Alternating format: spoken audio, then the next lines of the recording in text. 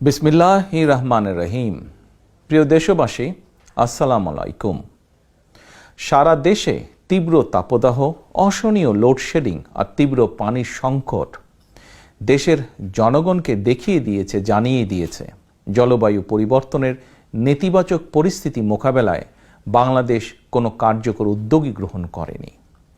এ সংক্রান্ত বক্তব্যের শুরুতেই আমি একটি ঘটনার কথা উল্লেখ করতে চাই। আপনাদের অনেকেরই নিশ্চয়ই মনে আছে, দুর্নীতিবাজ হাসিনার পৃষ্ঠপোষকতায় আওয়ামী লীগ নেতা মখা আলমগীরের নেতৃত্বে একটি আওয়ামী চক্র 2013 সালে ফার্মার্স ব্যাংক নামে একটি ব্যাংক প্রতিষ্ঠা করেছিল। লুটপাট আর টাকা পাচারের অন্যতম নিরাপদ এই ব্যাংকে 2015 সালে জলবায়ু তহবিলের প্রায় 600 কোটি টাকা সরিয়ে নেওয়া হয়েছিল।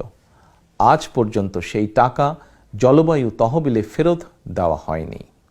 জলবায়ু মোকাবেলায় খরচ না করে জলবায়ু তহবিলের টাকা কেন মখা আলমগীরের ব্যাংকে সরিয়ে নেওয়া হয়েছিল?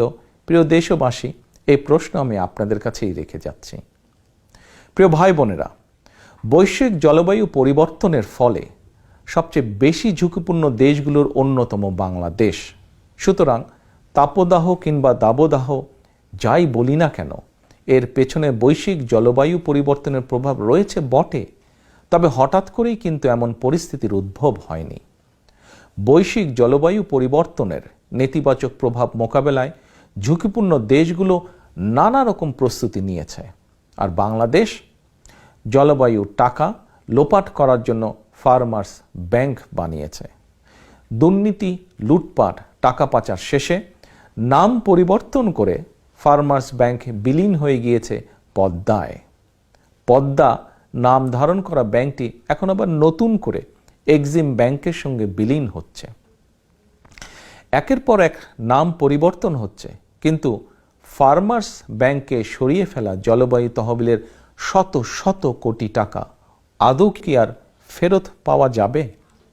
প্রিয় দেশবাসী, জলবায়ু পরিবর্তনের ঝুঁকি মোকাবেলায় জলবায়ু পরিবর্তন trust, Bangladesh climate change resilience fund কিংবা গ্রিন ক্লাইমেট ফান্ডে দেশি বিদেশি উৎস থেকে জমা হওয়া হাজার হাজার কোটি টাকা লোপাট করে নিয়েছে আওয়ামী লুটেরা চক্র।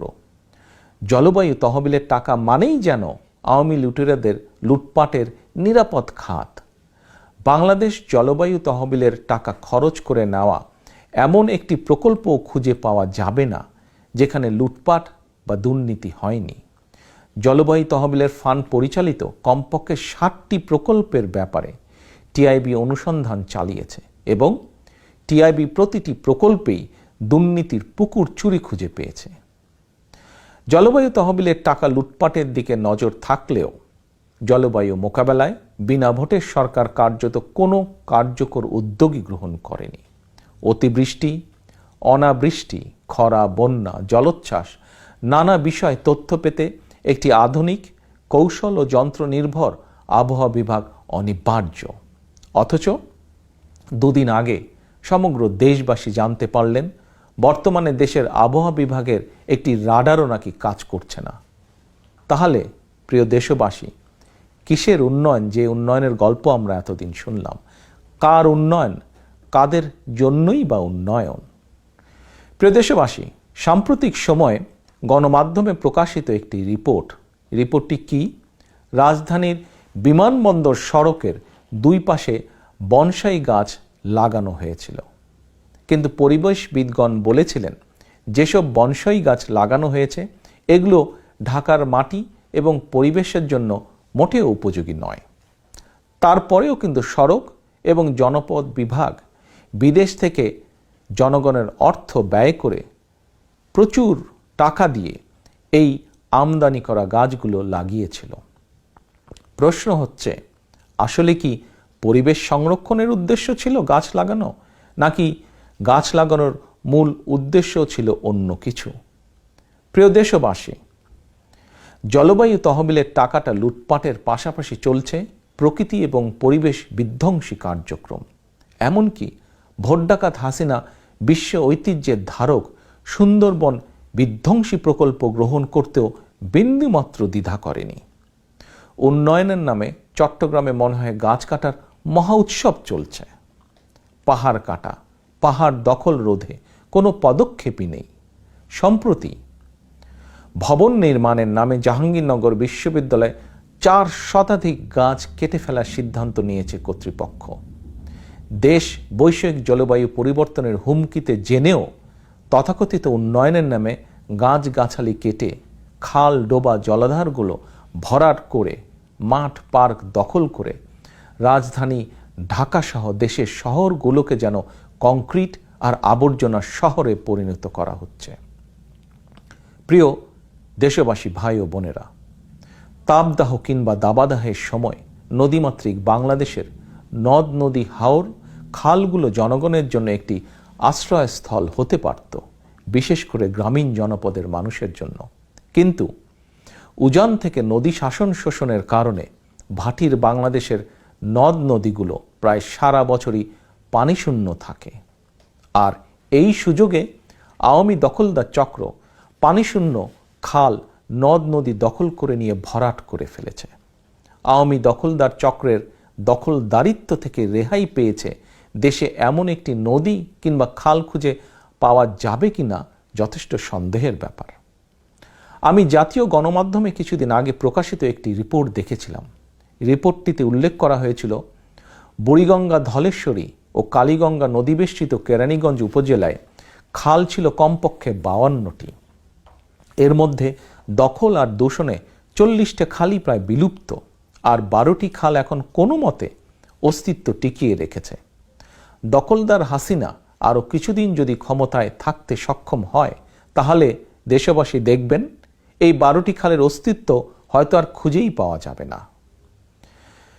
প্রিয় দেশবাসী, ভাই বোনেরা, বিভিন্ন গবেষণা সংস্থার পরিসংখ্যানে দেখা যায় 1971 সালে বাংলাদেশে কমপক্ষে 12 শতাধিক নদ নদী ছিল। এর মধ্যে 5 শতাধিক নদ নদীর মৃত্যু হয়েছে। 1974 সালে ফারাক্কায় বাঁধ নির্মাণের জেরে বাংলাদেশের নদ নদীর এই মরণযাত্রা শুরু হয়েছিল। নদী বিশেষজ্ঞরা বলছেন, উজানে নদীর পানি এবং পলিপ্রবাহে অব্যাহতভাবে বাধা সৃষ্টি, নদ নদীর অবৈধ দখল, অপরিকল্পিত অবকাঠামো নির্মাণ সহ নানা কারণে একের পর এক দেশের নদীগুলো মারা যাচ্ছে। একদিকে পানি প্রবাহ না থাকার কারণে, অন্যদিকে দখলদারিত্বের কারণে অনেক নদী প্রায় খালে রূপান্তরিত হয়েছে। অথচ জলবায়ু মোকাবেলায় বাংলাদেশের নদ নদীগুলো প্রাণ সঞ্চারী ভূমিকা রাখতে পারত। মানুষের বেঁচে থাকার স্বার্থেই দেশের নদ নদী, খাল বাঁচিয়ে রাখা প্রয়োজন। নদ নদী, খাল, জলাশয় বা জলাধারগুলো দখলমুক্ত এবং সজীব রাখা রাষ্ট্রের বিশেষ একটি দায়িত্ব হওয়া উচিত। প্রিয় দেশবাসী, প্রিয় ভাই বোনেরা, 2 প্রতিবেশী রাষ্ট্র বাংলাদেশ এবং ভারতের মধ্যে সংযোগ সড়ক, রেলপথ, স্থলবন্দর, ট্রান্সশিপমেন্টের মতন ইস্যুগুলো 2 দেশেরই জন্য গুরুত্বপূর্ণ ছিল বা আছে। এই ইস্যুগুলো নিয়ে বাংলাদেশের সামনে আলাপ আলোচনার মাধ্যমে তিস্তা সহ অভিন্ন নদ নদীগুলোর পানির ন্যায্য হিস্সা আদায় করার সুযোগ ছিল।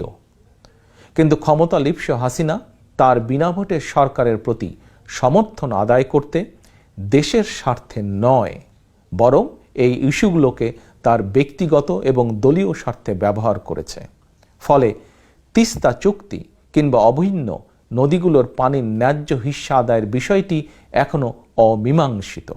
সুতরাং নির্দ্বিধায় বলা যায়, বাংলাদেশের জলবায়ুর প্রভাব মোকাবেলায় খোদ হাসিনাই এখন সবচেয়ে বড় প্রতিবন্ধক।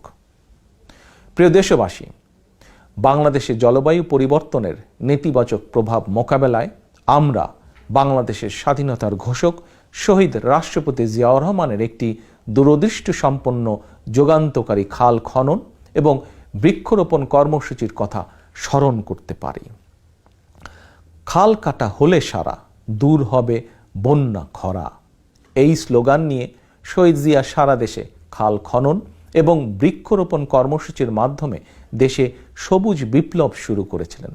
Mother of democracy Khaleda Zia সরকারের সময়ও সবুজায়ন কর্মসূচি এগিয়ে নিয়ে যাওয়া হয়েছিল। জনগণের রায় বিএনপি ইনশাল্লাহ পুনরায় ক্ষমতা এলে জলবায়ু মোকাবেলায় আবারও দেশে শহীদ জিয়ার সেই বিপ্লব কর্মসূচি পুনরায় শুরু করা হবে। প্রিয় দেশবাসী, আমি আর কথা বেশি লম্বা করব না। আমার শেষে দেশের সকল মানুষকে বলবো, একটু চিন্তা করে দেখুন, আওয়ামী লুটেরা চক্র বিদেশে সেকেন্ড হোম গড়ে তুলেছে, কানাডার বেগমপাড়া বানিয়েছে। আওয়ামী লুটেরা চক্র যুক্তরাজ্য, যুক্তরাষ্ট্র সহ বিভিন্ন দেশে শত শত বাড়িঘর বানিয়েছে নিজেদের জন্য। সুতরাং বসবাসের জন্য বাংলাদেশ যদি অনিরাপদ হয়ে উঠে, আওয়ামী লুটেরা চক্র নিরাপদে বিদেশে পালিয়ে যাবে। কিন্তু সাধারণ জনগণ কোথায় যাবে? দেশের কোটি কোটি জনগণ, আমাদের বিদেশে যাদের সেকেন্ড হোম নেই, আমাদেরকে বাংলাদেশেই থাকতে হবে। পরিবেশ বিরোধী স্বৈরানী হাসিনার দুঃশাসনের এই দহনকালে গণতন্ত্র কিংবা মানবাধিকার দূরে থাক, প্রকৃতি এবং পরিবেশও নিরাপদ নয়, বাংলাদেশ নিরাপদ নয়। সুতরাং জলবায়ুর নেতিবাচক প্রভাব মোকাবেলা করে আমাদের সবার জন্য একটি নিরাপদ এবং বসবাসযোগ্য বাংলাদেশ গড়ে তুলতে হবে। একটি নিরাপদ বসবাসযোগ্য বাংলাদেশ গড়ে তোলার লক্ষ্যে বাংলাদেশের পক্ষের শক্তি, গণতন্ত্রের পক্ষের শক্তিকে যে কোনো সময়ের থেকে বর্তমানে আরও বেশি ঐক্যবদ্ধ ভূমিকা রাখতে হবে আগামী দিনে। প্রিয় দেশবাসী, আপনাদের সকলকে ধন্যবাদ জানিয়ে আমার বক্তব্য শেষ করছি। আল্লাহ হাফেজ। বাংলাদেশ জিন্দাবাদ। বাংলাদেশ জাতীয়তাবাদী দল জিন্দাবাদ।